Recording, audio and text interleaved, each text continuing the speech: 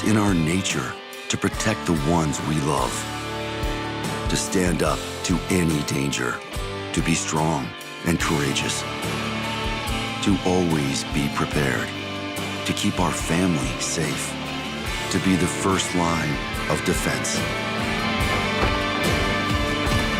We are born to protect.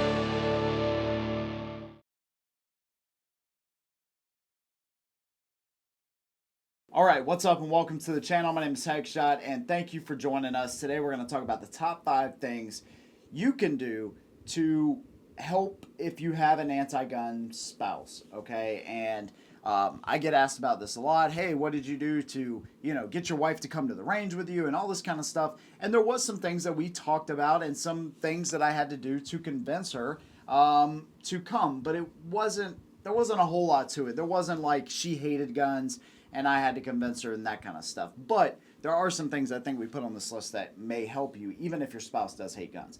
Now, one thing I had working for me to my advantage was the fact that she got robbed when she was pregnant with our youngest son at knife point at her place of work. So that always kind of stood in the back of her mind, like, hey, that was scary.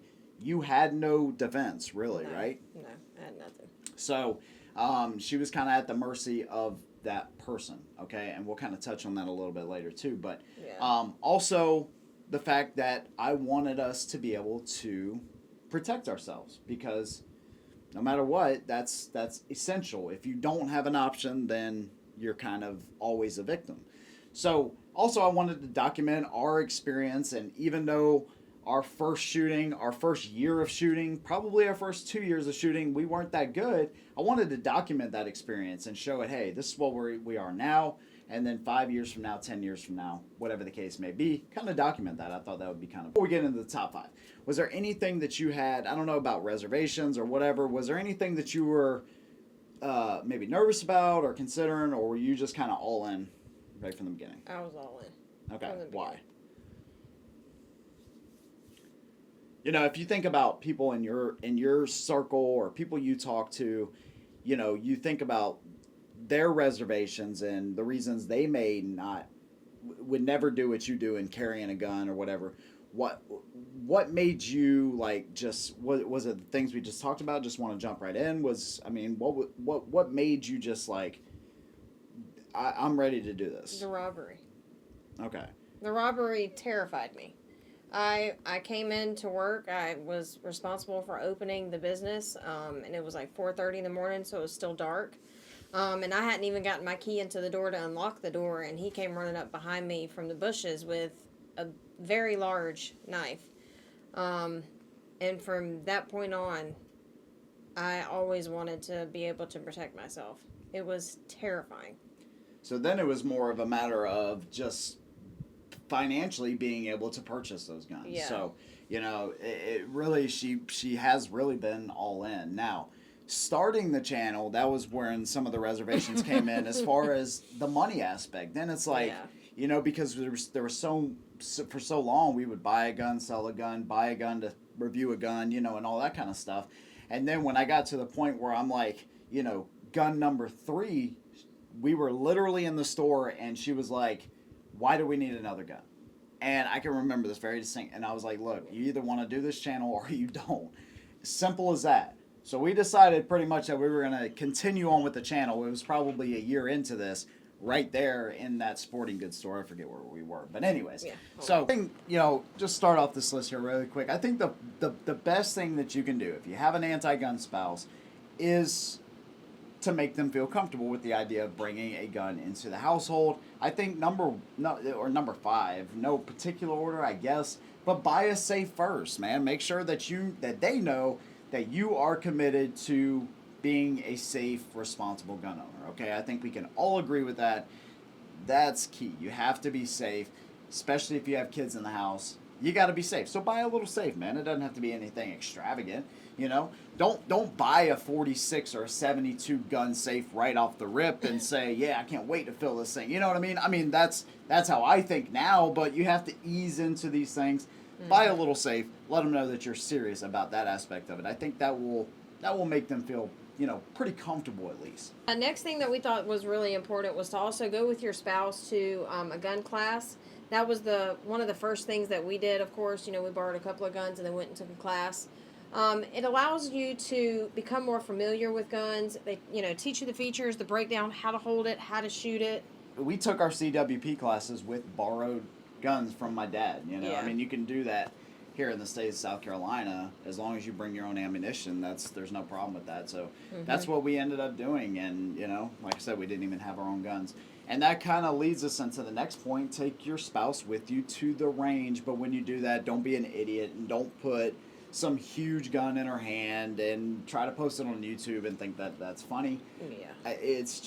It's stupid, and you're going to do nothing but terrify them. When I started her out with a Smith & Wesson M&P 22 semi-auto pistol. I know exactly what I started her with. And when we took our CWP classes, we took them with little 22 revolvers that my dad had. I mean, it just kind of, I was trying to ease her in, get her comfortable with the action and everything that's going on. And I made her feel included, and that might be a big part. That might be something to get them over the edge. If you're always going to the range with your buddies, which there's nothing wrong with that, but if you're always going with your buddies, she or he or whatever may feel left out, and they may say, well, there's nothing in it for me. They may not see the benefit. They may not see the enjoyment factor, and that's another thing. Try to have fun. Right? Yep. So maybe come up with a little game or something. Whoever hits the bullseye, 3 times, or whoever's the first to hit the bullseye, whatever, washes the dishes for 2 weeks, or whatever kind of game you come up with. It don't really matter, but make it fun. Try to make it fun. Sometimes I lose sight of that. Sometimes I'm so focused on getting just gun reviews done that I forget about the fun aspect of it. So try to make it fun. Try to make it lighthearted, whatever the case may be. That may help them out as well. It just takes a lot of the seriousness out of it. It really does. Yeah, and I mean, it's kind of a balance thing. It's a serious thing that you're doing, but then again, you want to have, it's fun. You know what I mean? It's we talk about, the Second Amendment and how important these things are and all of that kind of stuff, and that's all true, but at the same time, you're trying to get somebody into something that you're into, by making it fun and making them feel included. That might help out a lot. All right, and that leads us into the next thing. If you have a lady that just gets so nervous about the fact that y'all bringing a gun in the home, it makes her puke just the thought of it, or she just it's just super nerve-wracking for her, take her to a ladies' night. Almost every good range has these, normally on Wednesdays around here. What are the benefits of that? Well, it just makes you feel like you're included with other women. And a lot of those women have stories of, trauma or, any kind of hard thing in life that they've gone through that's put them there that you might relate with. And you just get another perspective from a woman, not necessarily a man, but you get a woman's perspective on how to carry and why it's important.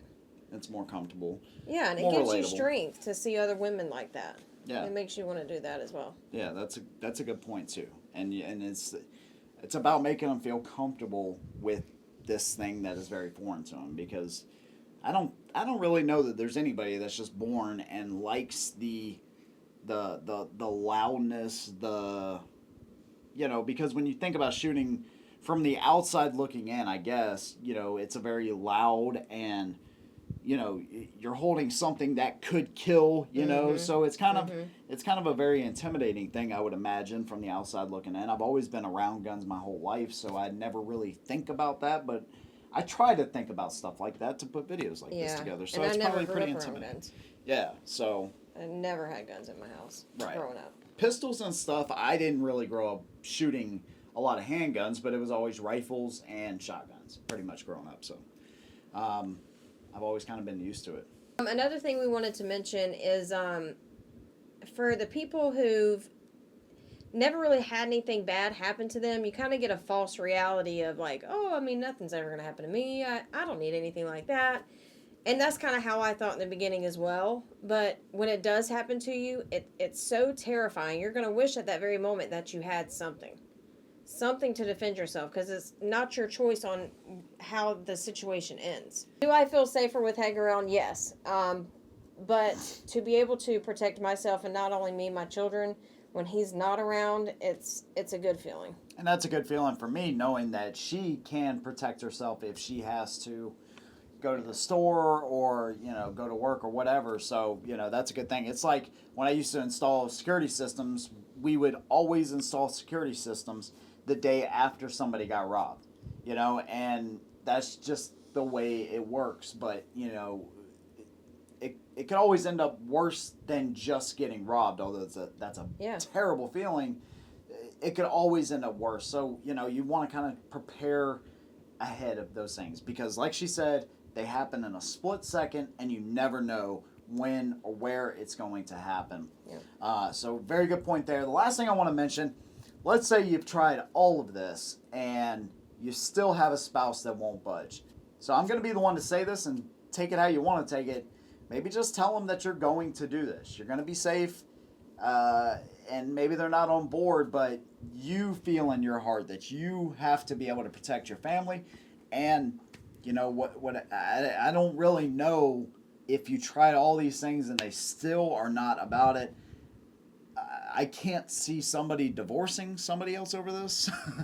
I mean, I really don't. I can't see that, but who the heck am I? I don't know. Yeah, well, maybe over time. Maybe over time they'll just get used to it. I don't know, man. But it seems like such an important thing to be able to protect yourself. It's self-preservation. It's like one of the most, if not the most important thing. Sometimes you may just have to make a decision. Like, look, I'm going to be safe, but this is something I really feel, we have to do. So sometimes it may come to that. So anyways, that's our thoughts on top 5 ways to deal with an anti-gun spouse. If you have some more ways that to talk to a spouse or some ideas or tips for anybody down in the comment section, leave them down below. Thank you guys for watching. We'll see you in the next one. And as always, hold them down.